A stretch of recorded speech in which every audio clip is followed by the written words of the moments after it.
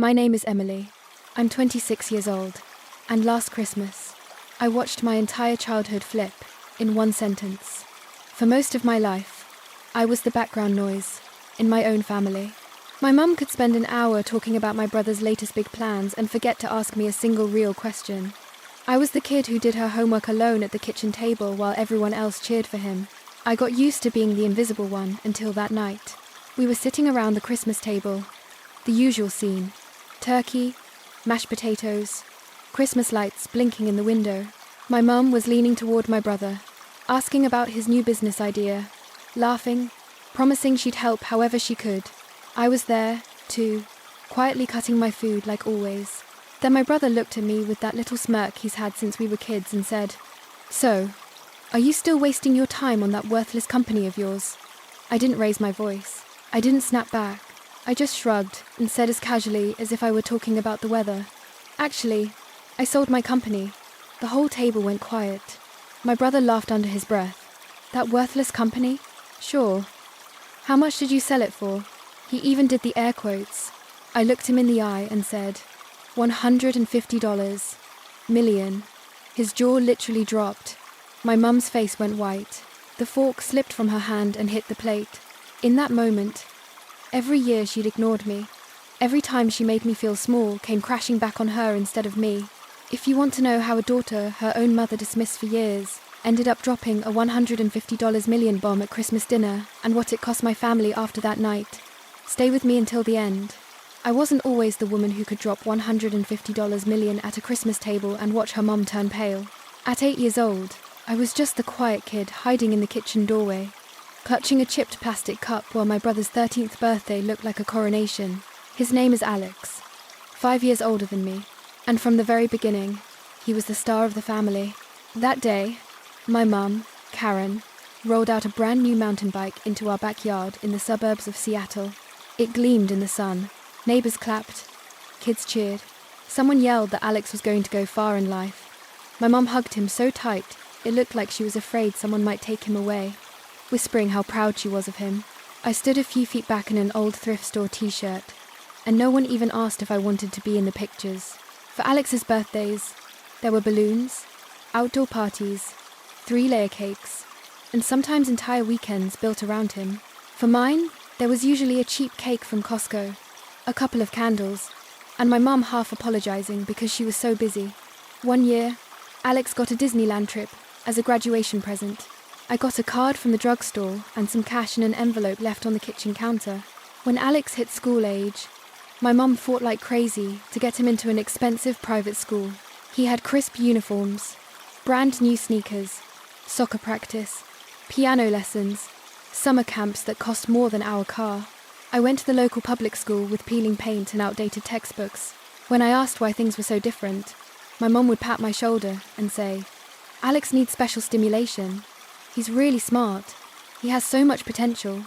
You're fine, Emily. You'll be fine." It sounded like a compliment at first, but "you'll be fine" slowly turned into, "We don't have to try for you."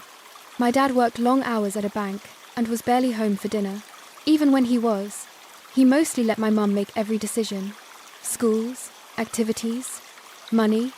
There was this invisible hierarchy in our house, Alex at the center, my mum orbiting around him, my dad off on the sidelines, and me somewhere on the edge as long as I wasn't causing trouble. By 12 or 13, I stopped asking for things. I stopped asking why Alex got the new phone, the new laptop, the extra tutoring, and I didn't. I stopped running into the living room with my A+ tests, because every time I did, my mum was on the phone with one of Alex's teachers or driving him to practice. If I needed extra books, she'd sigh and ask if I really needed them. For Alex, the answer was always yes. For me, it was always maybe later. So, I learned to do things myself. I started watching YouTube videos to teach myself how to cook basic meals because I didn't want to ask for takeout money. In middle school, I picked up a dishwashing shift at a nearby coffee shop, saving every tip in a jar in my closet. That jar eventually became my first used laptop. I began noticing every small slight and filed it away, not just to hurt about it, but like a list of reasons to never ever depend on them. At the dinner table, the conversation was always about Alex, his soccer game, his SAT scores, the colleges he might get into. I was there, but I was never the story. I was the extra chair. Somewhere in those years, something in me quietly shifted. I stopped trying to get my mom to see me and started planning a life that wouldn't require her to. I didn't know it yet, but all those nights being the invisible kid in the corner were doing something important. They were turning into fuel for an idea, for a company, and eventually for that Christmas night when my mum would finally be forced to look straight at the daughter she'd spent decades ignoring. College was supposed to be my clean break, my chance to finally step out of the background. I got into the University of Washington in Seattle with a partial scholarship for computer science. When the email came in, I sat on the edge of my bed and read it 3 times just to make sure I wasn't imagining it. My mum glanced at the screen, smiled, and said, "That's great, honey," before asking if I could help her proofread an email to one of Alex's teachers. A week later, Alex got into Stanford, and it was like the Super Bowl had come to our living room. There was a party, relatives over, champagne, a banner. My mum cried and told everyone her son was going to change the world. When I left for UW, she hugged me at the curb, said she was proud of me, and drove off because she was running late. When Alex left for Stanford, she flew down with him, helped decorate his dorm room, and posted a whole album of photos on Facebook. My move-in day was a couple of suitcases and a used comforter I'd bought with my own money. I lived in a cramped apartment near campus with 2 roommates, the kind of place where you could hear someone sneeze in the next building. My scholarship covered part of tuition, but not everything. To survive, I picked up a part-time job at a Starbucks a few blocks from campus. I'd wake up at 4:30 a.m., throw on my green apron, and spend the morning spelling people's names wrong on cups, then rush to algorithms or data structures lectures with coffee stains on my sleeves. Between classes, I'd sit in the library with my beat-up used laptop, watching free coding videos on YouTube and Coursera because the official textbooks were too expensive. While everyone else joined clubs and went to parties, I was learning how to build basic apps. I didn't feel sorry for myself. Honestly, it felt kind of good, like I was slowly building something that was mine. The idea that changed everything started in the most boring way possible. People complaining. My friends were constantly exhausted. They'd pull all-nighters, eat trash from vending machines, skip the gym for weeks, then crash and wonder why they felt like zombies. My roommate would say, "I wish something would just tell me when to get off my arse and drink water." One afternoon, sitting at a sticky cafe table between shifts, it hit me. What if there was one simple app that helped people keep track of the basics? What they ate, how they moved, how they slept, and actually nudged them to do better without being annoying or complicated. I started sketching screens in a cheap notebook, little graphs for sleep, color-coded bars for workouts, reminders that looked more like friendly texts than alarms. I called it Health Track, mostly because every other name I thought of sounded stupid, and the domain for that one was still available. I'd come home from my night lab, make instant noodles, and code until 2 inches the morning. The first version was rough, but it worked. You could log your meals, your workouts, your water, and see how your week looked. I gave it to a couple of friends and told them to be honest. They immediately tore it apart. "This button sucks. I forgot to log because there's no reminder. Why is this chart so ugly?" It stung, but I fixed everything they complained about. Little by little, more people started using it. A girl in my stats class told her boyfriend, who told his frat brothers, who told their entire group chat. Someone left a random positive review that made me cry in the bathroom at work. When HealthTrack made its first $500 from in-app ads, I stared at the dashboard for a full minute. It wasn't much, but it was more than my family had ever invested in me. I took that money and bought a slightly better used laptop so I could code faster. Around that time, Alex would call from Stanford, talking about frat parties, networking events, how insane the tech scene was. My mum would gush about his business classes and all the doors that would open for him. One night, I tried to tell her about HealthTrack. I told her I had a little over 1,000 users, that people were actually using something I had built. She paused, said, "That's nice, sweetie," and then immediately launched into how Alex might get an internship at a big-name company because his professor liked him. I sat there with the phone to my ear, listening to her talk about my brother's hypothetical opportunities, while my very real little app was quietly installing itself onto strangers' phones. It was like that, over and over. Every time something went right, a class I aced, a new feature I shipped, a small bump in downloads, my mum either didn't ask or changed the subject to Alex. Eventually, I stopped bringing it up. I let her believe I was just doing some computer thing and getting by. Meanwhile, I kept grinding. I studied during my breaks at Starbucks, scribbled code on napkins, read documentation on my phone while waiting for the bus. I watched people in the campus gym checking their phones between sets, and imagined Health Track sitting on all of them. I wasn't thinking about revenge. I wasn't even thinking about money yet. I was just chasing this weird electric feeling I got every time someone said, "Hey, this actually helps me." I didn't know it then, but those late nights and ignored phone calls were the beginning of something way bigger than a college side project. Health Track was quietly growing roots, and so was I. And at some point, those roots were going to push straight through the floorboards of the little box my family had always kept me in. Graduating early wasn't part of some grand master plan. It was just what happened when you take extra credits every semester because you can't afford to stay in school longer than necessary. While my classmates were debating gap years and backpacking through Europe, I was signing a lease on a tiny office space in a grey building in Seattle's tech district. It had ugly carpet, flickering fluorescent lights, and a view of a parking lot. But to me, it felt like a kingdom. Health Track wasn't just a side project anymore. I filed the paperwork, incorporated the company, opened a business bank account, and moved my whole life into that small room with 2 mismatched desks and a second-hand couch I found on Craigslist. My schedule got even more intense. Mornings were for customer support, emails, and bug fixes. Afternoons for new features. Nights for teaching myself marketing from free podcasts and blog posts. I answered every review personally, DM'd users who quit to ask why, begged a designer on Upwork to make my app look a little less like something built in a basement. Slowly, the numbers started to shift. Downloads weren't just a trickle anymore.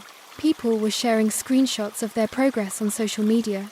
A local trainer reached out and asked if he could recommend Health Track to his clients. Then another, a small gym, asked if we could create a custom onboard message for their members. I said yes to everything. I built a basic premium tier. Nothing crazy, just a few extra features and deeper insights for a few dollars a month. When our annualized subscription revenue hit $50,000, I stared at that number and felt the room tip a little. It wasn't quit your life money, but it was this is real money. Real enough that I hired 2 junior developers fresh out of school. Kids like me who just needed someone to bet on them. We cramped into that tiny office, with laptops and cheap coffee, eating takeout and pushing updates every week. Somewhere in the middle of all this, Alex's big Stanford dream started cracking. His first startup, some kind of hyper-local delivery app, tanked. He burned through $100,000 of my mum's money, shut it down, and moved back home. Karen called me crying about how hard the world was for her. Poor boy. How he just needed one good break. How she was worried about his confidence. She barely asked what I was doing. When she did, it was a vague, "That app is still going okay, right?" Like I was talking about a hobby, not a company. I kept my answers short. "Yeah, it's fine. Yeah, we're growing."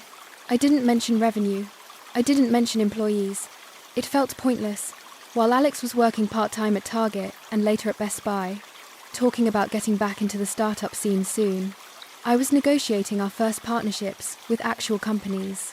A chain of gyms wanted a branded version of Health Track. Then, an insurance company reached out about possibly rewarding their users for healthy habits tracked through the app.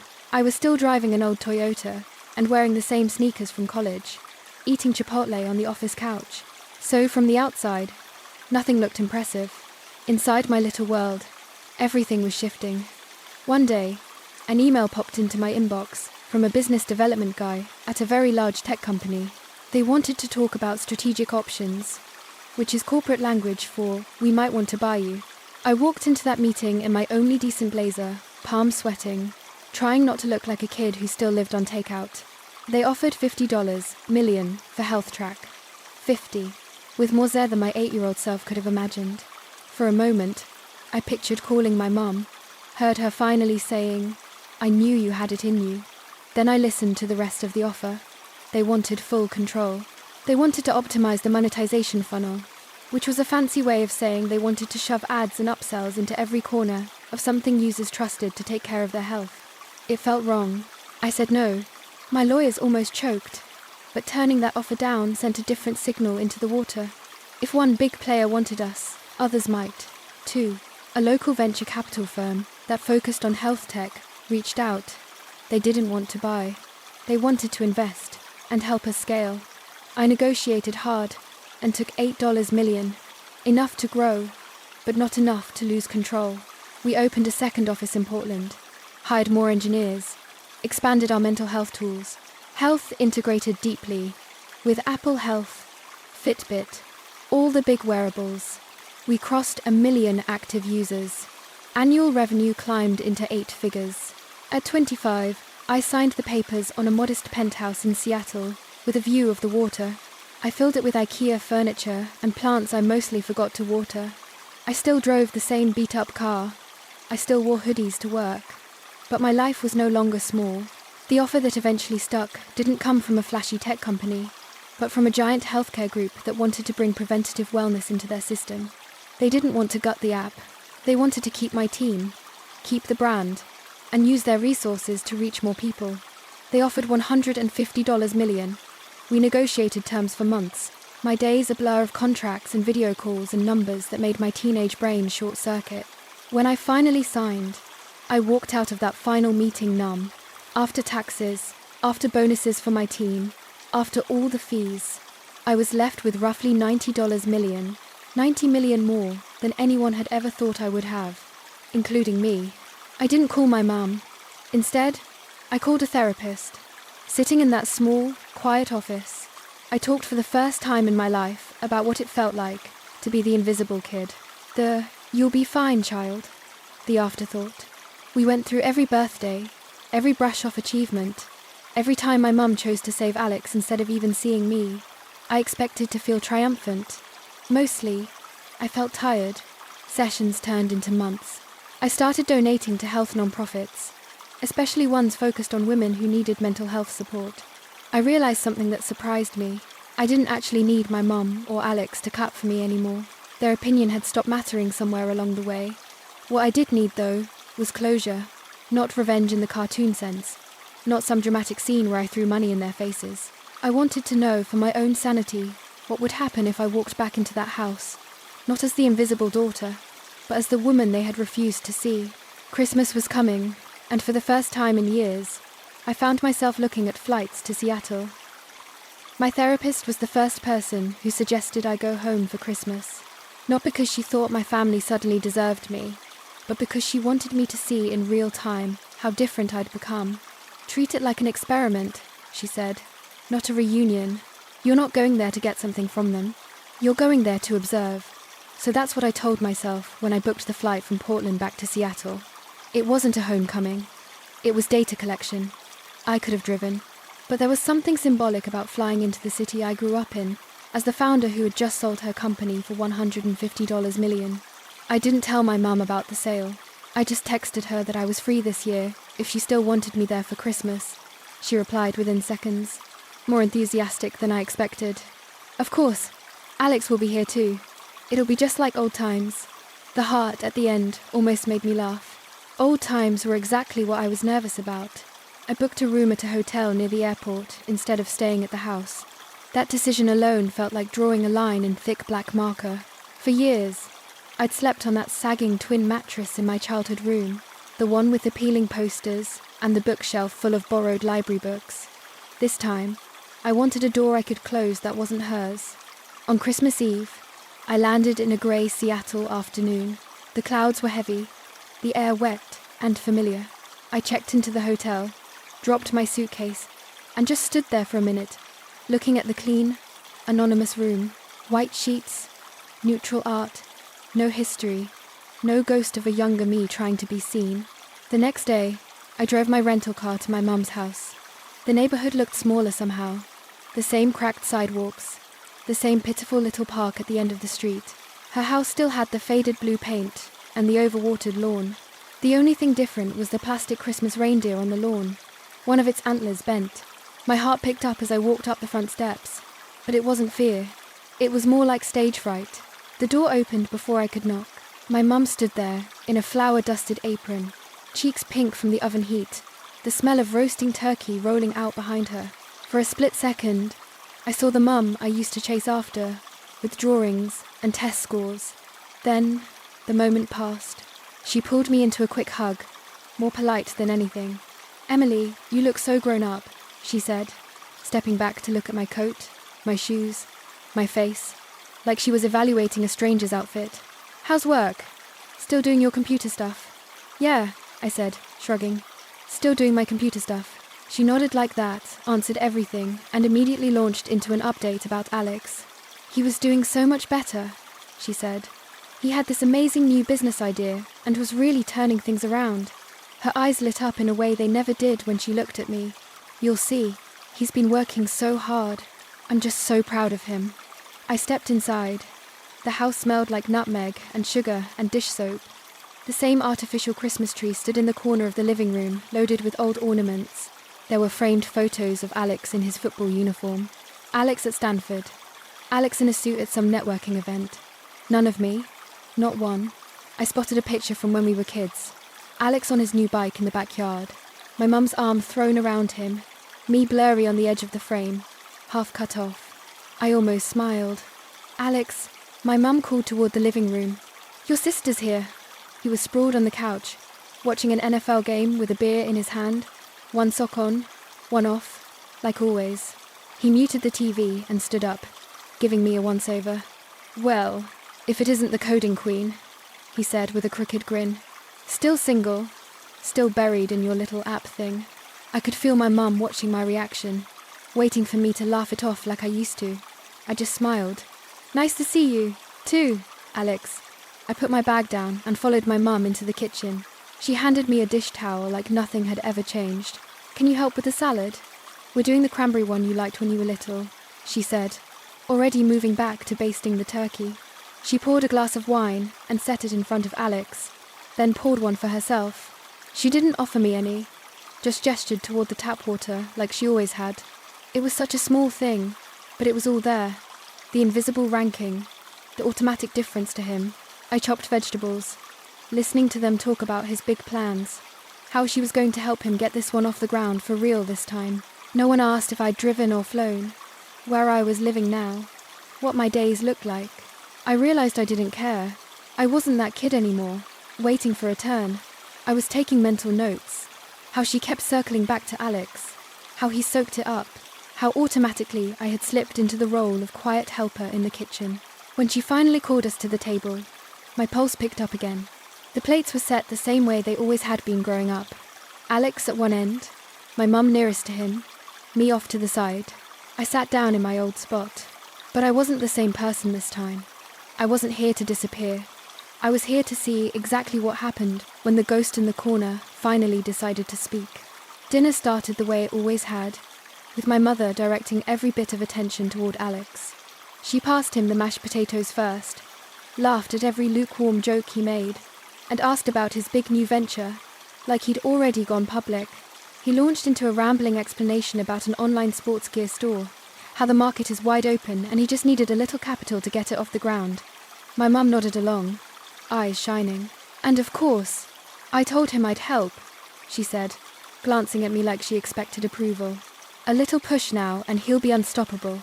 I took a sip of water and kept my face neutral. The conversation rolled right past me. They bounced from his business idea to his workout routine to some story about a guy he knew who almost got signed to the NFL. I could have been a piece of furniture for all they noticed. When my mum finally turned to me, it was with the same half-interested tone she used with telemarketers. "So, Emily," she said, cutting into her turkey, "you're still doing your computer job, right? Working on that app?" I set my fork down, feeling the weight of the moment float just out of reach. I could have said everything right then. Instead, I shrugged. "Yeah, still working on it." She smiled, relieved she didn't have to follow up. As long as you're managing to pay your bills, that's what matters, she said, like I was a teenager babysitting for gas money. Alex smirked, swirling his wine. Come on, Mom, he said. You know, Emily, she's fine. She's got her little project.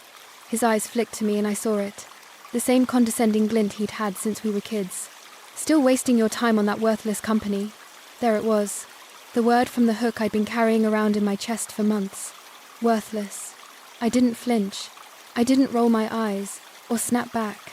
I just looked at him and said casually, "Actually, I sold my company." The room went quiet so fast. I could hear the hum of the fridge in the next room. My mum froze with her fork halfway to her mouth. Alex let out a short laugh. "What?" he said. "You sold it." He did the air quotes again, the way he had when we were kids, talking about my little coding thing. To who? A healthcare group. I said they bought Health Track. Saying the name out loud in that house for the first time felt strange, like introducing a stranger to a family that had pretended you didn't exist. Alex snorted. "Okay, so what you got?" "Like what?" "A couple $100,000. Enough to move out of your little shoebox apartment." His face was bright red now, half from the wine, half from the idea that I might have actually done something real without him. "How much did you sell it for exactly?" My mum was staring at me, eyes wide. "Yes," she said softly. "How much?" I met his eyes and saw the challenge there, the assumption that he was still above me. No matter what I said, I let a beat of silence stretch out until I could feel the tension buzzing in the air. Then I said, clear and steady, $150 million. His jaw literally dropped. It wasn't just a saying. His mouth actually fell open, like his brain had disconnected from his body. The fork slipped from my mum's hand and clattered against her plate. Her face drained of colour so fast it was almost comical, like someone had pulled a plug. For a second, nobody moved. Nobody breathed. Then everything happened at once. "That's not funny, Emily," my mum whispered. "That's not a nice joke." "You're lying," Alex snapped, regaining his voice. "You're not that smart. Nobody pays that kind of money for some stupid phone app." I pulled my phone out of my pocket, unlocked it, and turned the screen toward them. I'd left the banking app open because some part of me knew this would happen. The balance stared back at them, a number so long it barely fit on one line. "This is after taxes," I said quietly. "After paying my team, after everything." My mum leaned in, eyes darting over the digits, lips moving as she tried to count the commas. Alex grabbed the phone from her, hands shaking, and started scrolling like he was looking for a trapdoor. When that didn't satisfy him, he snatched up his own phone, typing furiously. A few seconds later, I watched my own face appear in the reflection of his glasses. My head shot from an article. His eyes scanned the headline. I already knew what it said because I'd read it once alone at 2 inches the morning. 6-year-old founder sells health app for $150 million. There it was, in black and white. He scrolled, and I heard him mutter phrases under his breath. Under 30, fastest growing mental health features. He stopped reading and looked up at me like he was seeing a stranger. My mum's eyes were wet now. "Why didn't you tell us?" she asked, voice shaking. "How could you keep something like that from your own family?"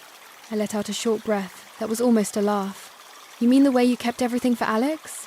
I said the private school, the trips, the 100,000 you gave him for a startup that failed, the way you forgot my birthdays, or tossed me a grocery store cake while you flew down to move him into Stanford.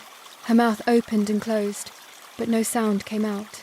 "That's not fair," she finally managed. "We did our best. We supported you. We always." "No, Mum." I cut in my voice, sharper than I intended. "You supported him. You invested in him. You built your whole life around him. You told me I'd be fine and then acted like that meant you didn't have to try. You made sure he had every chance, every safety net, every excuse. I built everything I have without a single one of those things. You don't get to play the victim now because your invisible child turned out to be the one who actually did something." Alex slammed his fist on the table, making the glasses jump. "So what?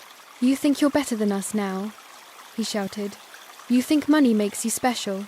You're still the same weird little sister who ate lunch alone and hid in her room. You just got lucky. I stood up slowly, napkin falling from my lap onto the floor. My hands were steady. My heart was not racing. It felt strangely calm, like this scene had been rehearsed 1,000 times in my head, and I was just hitting my marks. Luck didn't write a single line of code, I said. Luck didn't answer customer emails at 3 inches the morning or refuse a $50 million offer because it wasn't right. Luck didn't fix your messes, Alex. Mom did. Over and over. I looked at her, really looked at her. She looked small, defeated, like the foundation she'd built her world on had just cracked straight down the middle. You gambled everything on the wrong child, I said softly, and now you're just angry that the one you ignored learned how to win without you. My mum reached out like she was going to grab my wrist. Emily, wait. We can talk about this. Maybe you could help, Alex. Invest. We're family. We should stick together. There it was. Not I'm sorry. Not I was wrong. Just help, Alex. The hierarchy she'd built was so deep in her bones. She didn't even hear herself. I picked up my phone and slid it into my pocket. I did stick together, I said. For years. You just never noticed. I pushed my chair back from the table. The Christmas lights blinked lazily in the window behind them, reflecting off their stunned faces. Enjoy dinner, I added. Merry Christmas. And then I walked out of the house I grew up in, leaving my mother pale, my brother speechless, and 20+ years of being invisible sitting at that table behind me. The fallout from that Christmas dinner didn't happen all at once. It was more like a slow-motion collapse.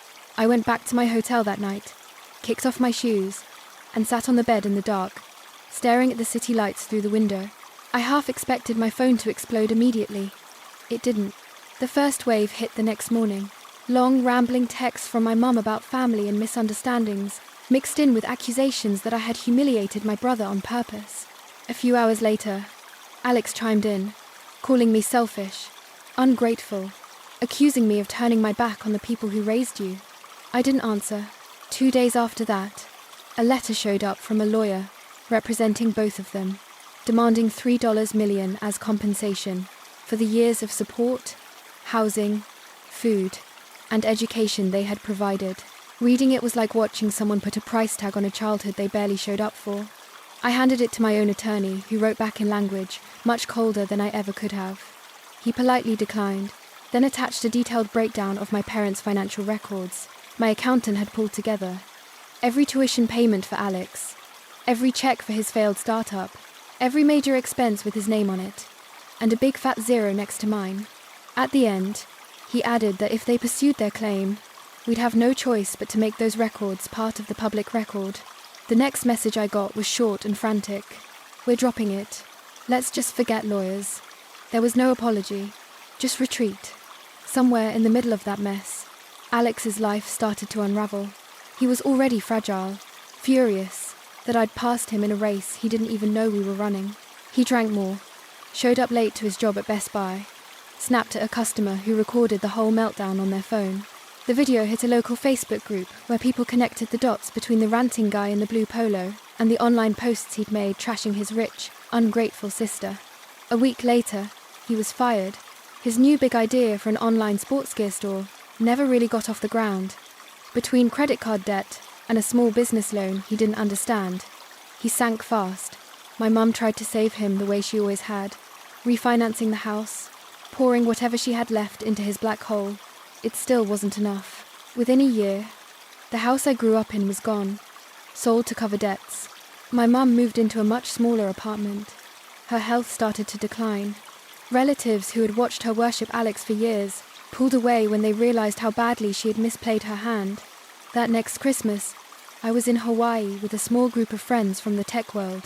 We swam, hiked, and sat on a balcony overlooking the ocean, while I wired a sizable donation to a non-profit that funds therapy for women who can't afford it. At some point, my phone buzzed with a message from a younger cousin. She'd seen the article about me, and wrote that my story made her feel less crazy for being the overlooked kid in her own house. I invited her to call me any time she wanted to talk about careers, money, or just life. She did. I became the mentor I had needed at 16. Months later, An envelope arrived at my office. Inside was a handwritten letter from my mum. She said she was sorry. Sorry she had favored Alex. Sorry she hadn't seen me. Sorry. It had taken a headline about millions of dollars for her to realize what she'd thrown away. She wrote that she wished she could go back, that she hoped one day I would forgive her, that maybe we could start over. I read it once. Then again. I didn't frame it. I didn't rip it up. I just put it in a drawer. The truth was, I had already done the forgiving that mattered. I had forgiven myself for not being able to fix her. I didn't send money. I didn't rush back in to rescue them. Setting boundaries was the only way to keep from becoming another one of their bad investments. I poured my time into my new company. This one focused on mental health and AI tools that actually help people check in with themselves. I told parts of my story on conference stages, and eventually in a TED-style talk, not as a victory lap, but as a cautionary tale about what happens when a family builds their world around one golden child and treats the other like a backup plan. Here's what I learned. The part I hope sticks with you more than the dollar amount ever could. Your worth is not determined by how loudly your parents clap for you, how much they spend on you, or whether they ever admit they were wrong. Sometimes the most loving thing you can do for yourself is to stop standing in front of people who refuse to see you and build a life where you no longer need their approval to breathe. Favoritism doesn't just hurt the kid who gets ignored. It cripples the kid who gets warped too. My mum lost her house. My brother lost his job, his excuses, and his safety net. I lost the fantasy that one day they'd wake up and magically become the people I needed them to be. In exchange, I got something better. A life I chose, built on my own terms, full of people who actually show up. If you've ever been the invisible one, the you'll be fine child. Maybe you don't have millions or a headline, but you do have a choice. You can keep waiting for them to see you, or you can start seeing yourself. And if you were in my place, what would your version of walking out of that Christmas dinner look?